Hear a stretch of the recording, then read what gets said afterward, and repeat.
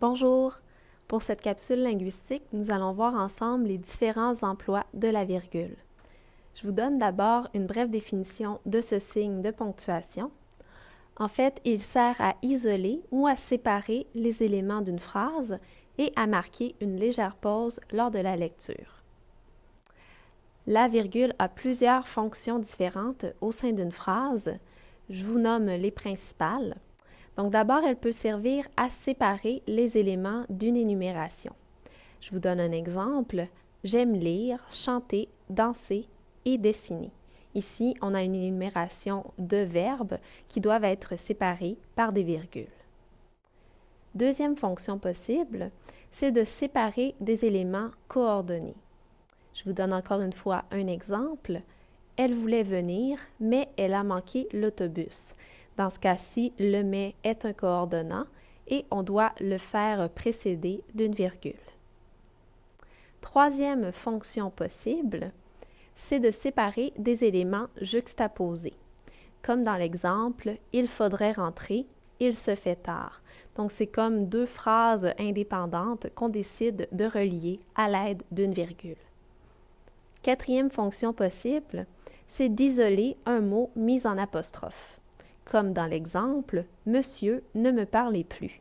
Ici, « Monsieur » est mis à part dans la phrase grâce à la virgule.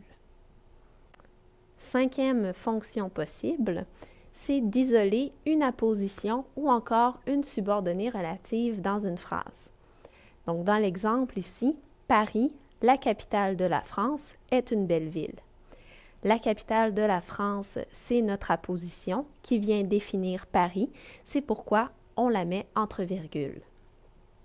Sixième fonction possible, c'est d'isoler un marqueur de relation, comme dans l'exemple « Puis, le film commença ». Ici, « puis » c'est notre marqueur de relation et on doit obligatoirement, lorsqu'il est placé au début d'une phrase, l'isoler d'une virgule. Autre fonction possible, c'est d'isoler un complément de phrase. Donc, dans l'exemple ici, le lendemain, je suis parti. Le lendemain, c'est notre complément de phrase qui est d'ailleurs déplaçable dans la phrase, mais lorsqu'il est placé au début, on doit obligatoirement l'isoler par une virgule. Autre fonction, c'est d'isoler une incise. Une incise, je vous rappelle ce que c'est brièvement, c'est lorsqu'on lit un texte, par exemple, et qu'on a des répliques comme « dit-elle »,« pensa-t-elle »,« hurla-t-elle », tout ça, ce sont des incises. Dans l'exemple « Demain, dit-elle, je suis en congé », le « dit-elle » ne fait pas vraiment partie de la phrase et c'est pourquoi on doit l'isoler avec des virgules. Autre fonction, c'est de marquer l'ellipse. L'ellipse, c'est lorsque on enlève tout simplement un mot qui n'a pas besoin d'être répété dans une phrase. Vous avez un exemple de ça. Il est médecin, donc première phrase, lui, dentiste. Dans ce cas-ci, la virgule remplace le verbe être et ça évite de le répéter dans deux phrases qui sont rapprochées. Plusieurs oublis sont fréquents dans le cas de l'utilisation de la virgule. Je vous en pointe trois principaux. D'abord, devant les coordonnants « mais », « car », « voir » et « c'est-à-dire », on doit toujours placer une virgule. Autre oubli fréquent, c'est devant les expressions « ce qui » et « ce que », par exemple, qui doivent toujours être précédés d'une virgule eux aussi. Finalement, autre oubli fréquent, c'est avant et après l'expression « et ce » dans une phrase. Il y a aussi plusieurs emplois fautifs de la virgule, mais les plus fréquents, je vous dirais, ce sont entre un sujet et son verbe, donc on ne doit jamais séparer le sujet et son verbe par une virgule, ou encore entre un pronom relatif et sa subordonnée.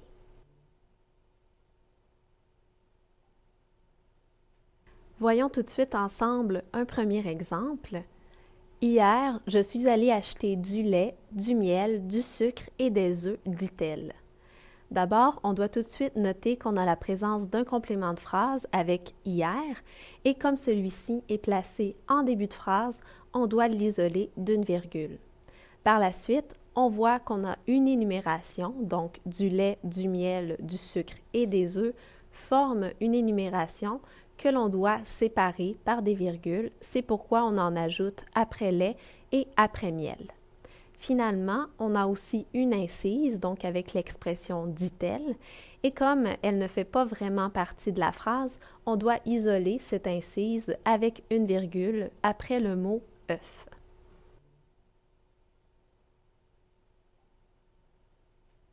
Deuxième exemple maintenant.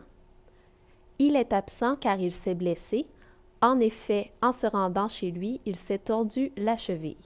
Donc, dans ces deux phrases, on voit d'abord qu'on a un coordonnant, le coordonnant car, que l'on doit obligatoirement faire précéder d'une virgule. C'est pourquoi il y en a une après absent. Dans la deuxième phrase, on a en effet qui correspond à un marqueur de relation que l'on doit lui aussi isoler d'une virgule parce qu'il est en début de phrase. Ensuite, nous avons « en se rendant chez lui » qui dans ce cas-ci est un complément de phrase.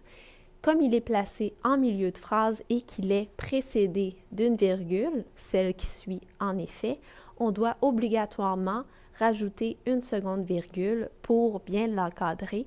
Donc, on en rajoute une après lui.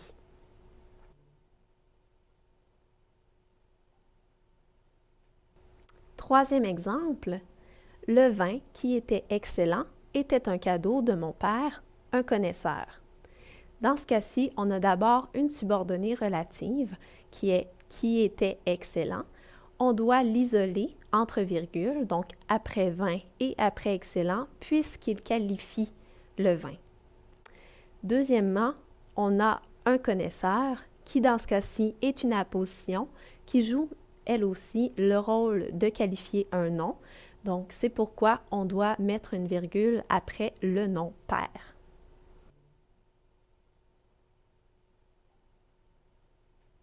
Quatrième exemple. J'ai reçu une réponse, mon frère non, et ce même si nous avons posté nos lettres le même jour. Dans cette phrase, il y a beaucoup de choses. On a d'abord « j'ai reçu une réponse, mon frère non », qui sont deux propositions juxtaposées. Donc, « j'ai reçu une réponse » forme la première proposition.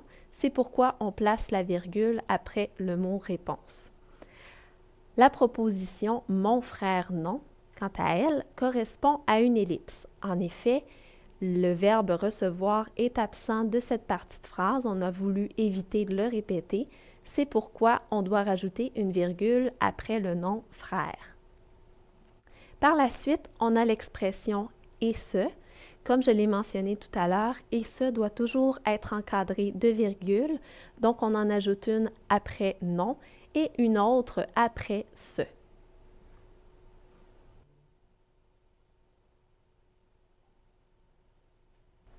Pour la préparation de cette capsule linguistique, 3 sources ont été consultées, soit le site Internet du CCDMD, le site Grammaire française interactive de Reverso, de même que la Grammaire du français actuel de Michel Théoret et André Mareuil. Merci.